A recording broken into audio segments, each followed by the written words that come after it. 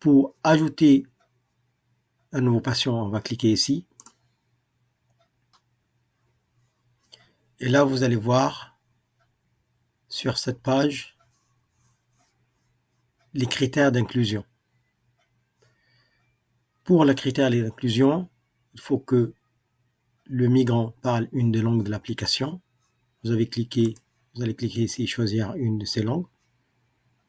Ça, c'est toutes les langues qui sont incluses dans notre application pour la version 1.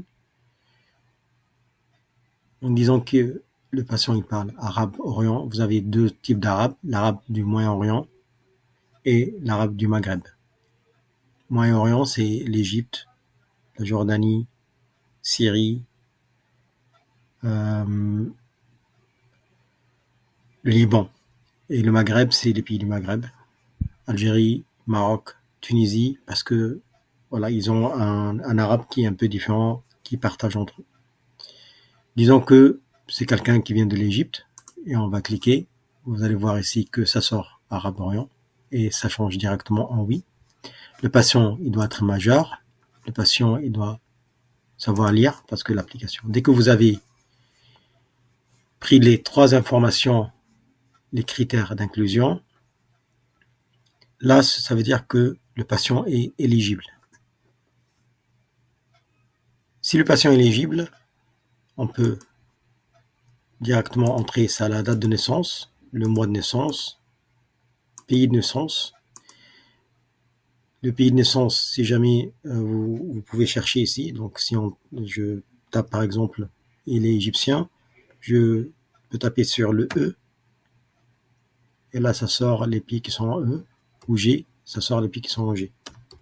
Donc le E, je cherche l'Égypte dans les pays qui sont en E, voilà l'Égypte. Sexe.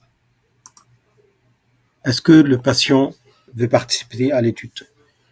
Un patient qui est éligible, pour que le patient soit inclus, il faut qu'il soit éligible. Ça veut dire qu'il a les 3 critères sur le côté oui.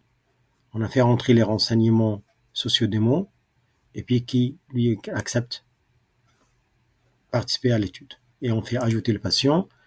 Directement, vous allez avoir le petit smiley. Il est éligible, il a accepté. Ça veut dire que c'est un patient pour nous inclus dans l'étude AIDA. Et le numéro d'identification qui va sortir, c'est un numéro de 4 chiffres.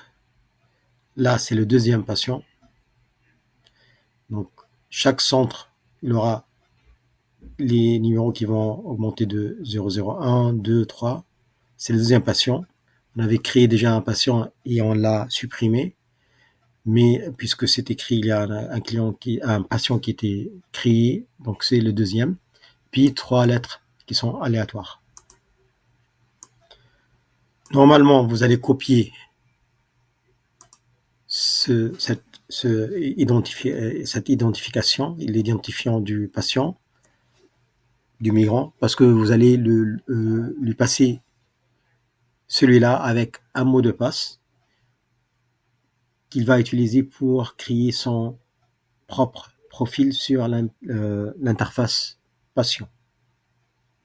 Donc, il faut noter ce identifiant et là, vous allez le noter, lui passer un mot de passe. On va vous faire des listes, il y a des listes avec des mots de passe, comme ça le patient il va pas perdre du temps à créer son propre mot de passe, puisqu'on nous a signalé que ça peut être problématique de créer un mot de passe suivant les règles. Donc on va vous passer une liste. Par contre, le numéro identifiant, il est généré par patient.